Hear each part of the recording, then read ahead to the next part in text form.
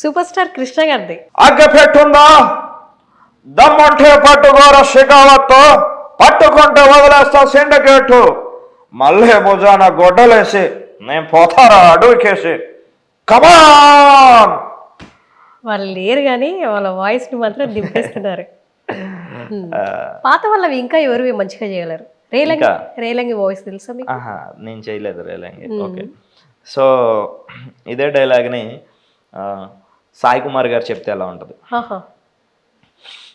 దమ్ముంటే పట్టుకోరా షికావత్తు పట్టుకుంటే వదిలేస్తా సిండికేటు మళ్ళీ భుజాన గొడ్డలేసి నేను పోతాన్రా అడుగుకేసి కమాన్. ఇదే రాజశేఖర్ గారికి డబ్బింగ్ రాజశేఖర్ గారికి చెప్తారు కదా సాయి కుమార్ గారు.